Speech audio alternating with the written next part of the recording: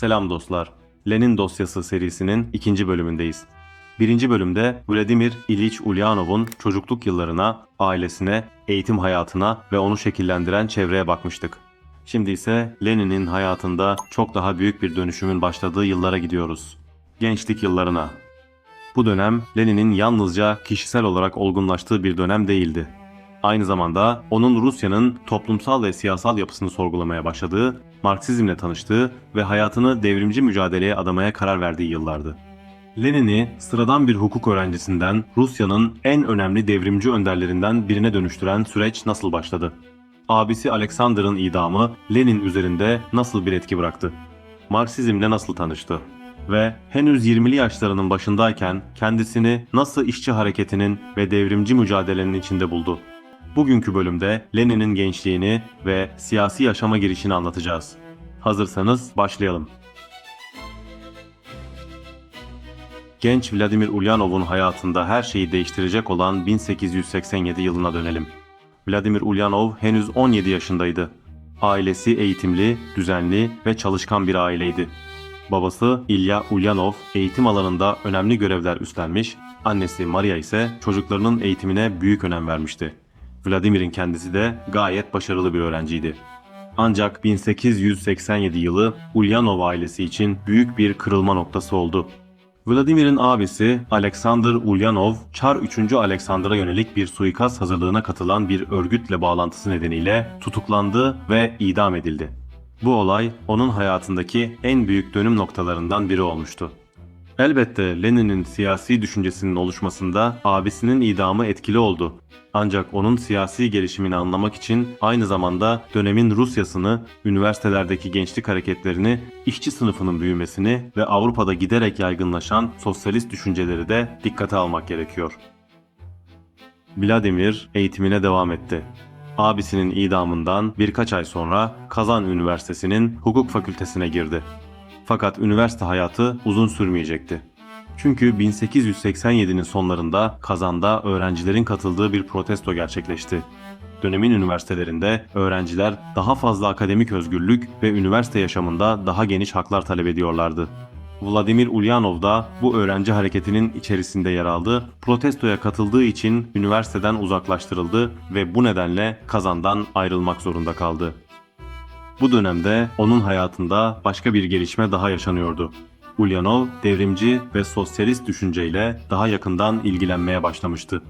Özellikle Rusya'daki toplumsal yapıyı ve Avrupa'da gelişen sosyalist düşünceleri araştırıyordu. 19. yüzyılın sonlarına gelindiğinde Rusya büyük bir değişim geçiriyordu. Bir yandan ülkenin büyük bölümünde geleneksel tarımsal yapı devam ediyor, diğer yandan şehirlerde sanayi hızla gelişiyordu. Yeni fabrikalar kuruluyor, demiryolları genişliyor ve işçi sınıfının sayısı giderek artıyordu. Bu değişim genç aydınların önüne önemli bir soru koyuyordu. Rusya'nın geleceği nasıl şekillenecekti? Rusya kendi tarihsel yolundan mı ilerleyecekti yoksa Avrupa'da gelişen modern toplumsal ve ekonomik düşüncelerden mi yararlanacaktı? Lenin bu soruların cevabını arayan gençlerden biriydi. 1888 yılında Ulyanov ailesi Samara'ya taşındı. Vladimir burada kendi eğitimini büyük ölçüde bağımsız şekilde sürdürdü. Özellikle sosyalist ve ekonomik düşünce üzerine kitaplar okumaya başladı.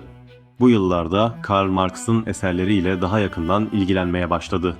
Marx'ın kapitalist üretim biçimini, sınıflar arasındaki ilişkileri ve toplumların ekonomik gelişimini ele alan düşünceleri Lenin üzerinde güçlü bir etki bıraktı. Lenin'in Marksizmi benimsemesi yalnızca bir filozofun veya ekonomistin kitaplarını okumaktan ibaret değildi. Onu etkileyen şey Marx'ın toplumdaki ekonomik ve sosyal gelişmeleri sistematik biçimde açıklamaya çalışmasıydı. Düşünceleri giderek netleşiyordu. Toplumdaki değişimleri yalnızca insanların iyi veya kötü niyetleriyle açıklamak yeterli değildi. Ekonomik ilişkiler, üretim biçimi, sınıfların konumu ve tarihsel gelişme de büyük önem taşıyordu. Bu düşünce Lenin'in sonraki bütün siyasi çalışmalarının temel taşlarından biri haline gelecekti. Genç Vladimir yalnızca kitap okuyan biri olmadı, düşüncelerini gerçek hayatla ilişkilendirmeye çalışan bir araştırmacıydı. Rusya'nın ekonomik yapısını, köylülerin durumunu, sanayinin gelişimini ve işçi sınıfının ortaya çıkışını incelemeye başladı. Bu noktada Lenin'in gençliğinin önemli özelliklerinden biri ortaya çıkmıştı. Son derece disiplinliydi. Çok okuyor, notlar çıkarıyor ve farklı görüşleri karşılaştırıyordu. Aynı zamanda hukuki eğitimini de sürdürüyordu. Kazan Üniversitesi'nden uzaklaştırılmış olmasına rağmen hukuk eğitimini bırakmadı. Daha sonra dışarıdan sınavlara girerek hukuk eğitimini tamamladı.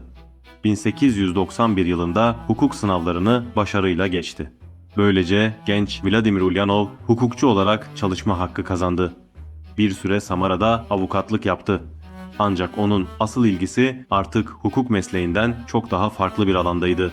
Rusya'nın toplumsal yapısını değiştirecek bir siyasi hareketin nasıl oluşturulabileceği sorusuyla ilgileniyordu. Bu dönemde Rusya'da farklı devrimci hareketler vardı. Özellikle Narodnik olarak bilinen halkçı hareket Rus devrimci düşüncesinde önemli bir yere sahipti. Narodnikler Rus köylülüğüne ve köy topluluklarına büyük önem veriyorlardı. Ancak Lenin zamanla bu anlayıştan uzaklaştı. Çünkü ona göre Rusya'nın ekonomik gelişimi, özellikle sanayinin büyümesi ve işçi sınıfının ortaya çıkışı toplumun geleceğini anlamak açısından çok önemliydi. Lenin'in dikkatini giderek işçiler çekmeye başladı. Ona göre işçi sınıfı yalnızca ekonomik hayatın bir parçası değildi. Modern sanayinin gelişmesiyle birlikte işçiler toplumun geleceğini değiştirebilecek önemli bir toplumsal güç haline geliyordu. Bu düşünce Lenin'in siyasi hayatının merkezine yerleşecekti. 1893 yılına geldiğimizde artık Vladimir Ulyanov 23 yaşında genç bir hukukçuydu, ancak artık yalnızca Samara'da çalışan bir hukukçu değildi. Petersburg'a taşındı. Rus İmparatorluğu'nun en büyük siyasi ve sanayi merkezlerinden biri olan Petersburg, Lenin açısından yeni bir dönemin başlangıcı oldu. Burada işçi çevreleriyle ve Marksist gruplarla daha yakından ilişki kurmaya başladı. Fabrikalarda çalışan işçilerin hayatını, çalışma koşullarını ve ekonomik sorunlarını inceliyor, aynı zamanda Marksist düşünceyi bu çevrelerde yaymaya çalışıyordu. Lenin'in siyasi faaliyetinin önemli bir özelliği burada ortaya çıkmıştı. O, sosyalist düşüncenin yalnızca aydınlar arasında tartışılan bir fikir olarak kalmasını istemiyordu. Teorinin işçi hareketiyle birleşmesi gerektiğini düşünüyordu. Bu nedenle işçilerle doğrudan temas kuruyor, onların yaşadığı sorunları inceliyor ve siyasi bilinçlenmenin önemini anlatıyordu. Lenin için teori ve pratik birbirinden ayrı değildi. Bir yandan Marx'ın eserlerini ve ekonomi politik çalışmalarını inceliyor, diğer yandan Rusya'daki gerçek ekonomik gelişmeleri araştırıyordu. Ona göre sadece devrimi istemek değil, devrimin hangi toplumsal koşullarda gerçekleşebileceğini anlamaya çalışmak da son derece önemliydi. 1894 ve 1895 yıllarında Lenin'in siyasi düşünceleri daha da olgunlaştı. Artık kendisini açık biçimde Marksist bir devrimci olarak tanımlıyordu. Rusya'daki farklı sosyalist çevrelerle bağlantılar kurmaya başladı. Özellikle Petersburg'daki işçi gruplarıyla ilişkileri gelişti.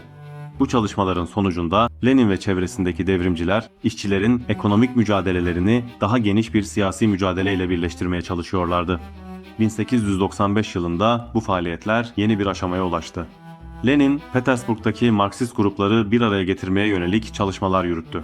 Bu çalışmalar sonucunda işçi sınıfının kurtuluşu için mücadele birliği olarak bilinen örgütlenme ortaya çıktı. Bu örgüt, Rusya'daki Marksist hareketin gelişiminde önemli bir aşamaydı.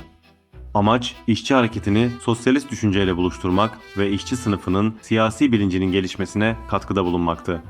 Lenin artık yalnızca Marksizm üzerine araştırmalar yapan genç bir hukukçu değildi. Örgütlü bir siyasi mücadele içerisinde aktif olarak yer alan bir devrimciydi.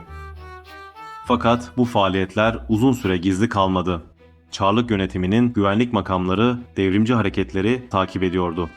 Lenin'in Petersburg'daki faaliyetleri de kısa süre içerisinde dikkat çekti. Aralık 1895'te tutuklandı. Böylece henüz 25 yaşında hayatında yeni bir dönem başladı.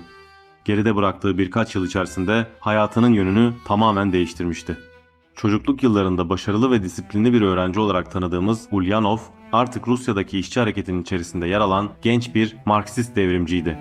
Üstelik önünde çok daha uzun bir yol vardı. Tutuklanması elbette Lenin'in siyasi hayatının sona ermesi anlamına gelmeyecekti. Tam tersine geçen yıllar onun düşüncelerini daha da geliştireceği, ekonomik ve toplumsal sorunlar üzerine kapsamlı çalışmalar yapacağı ve Rus devrimci hareketi içerisinde giderek daha önemli bir konuma geleceği yıllar olacaktı.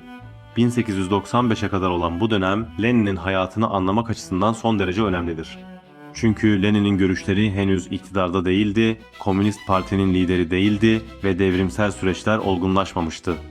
Fakat bütün bunların düşünsel ve siyasi temellerinin atıldığı dönem işte bu gençlik yıllarıydı. Abisi Alexander'ın idamı onu siyasi meseleler üzerine daha ciddi düşünmeye yöneltmişti.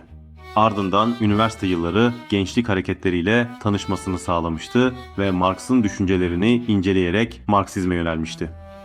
Petersburg'a geldiğinde ise teorik ilgisini doğrudan işçi hareketiyle birleştirmeye başladı ve sonunda kendisini örgütlü devrimci mücadelenin içerisinde buldu. İşte Lenin'in hayatındaki bu dönüşümler silsilesi onun ilerleyen yıllarda geliştireceği siyasi anlayışın temelini oluşturacaktı. Çünkü Lenin için devrim yalnızca uzak bir gelecek hayali değildi. Toplumun ekonomik ve siyasi gelişimini anlamak, işçi sınıfının örgütlenmesini sağlamak ve teoriyi pratik mücadeleyle birleştirmek gerektiğine inanıyordu. Evet dostlar, işte genç Lenin'in siyasi yaşama girişi böyle gerçekleşti. Serimizin 1. bölümünde çocukluk yıllarını anlatmıştık.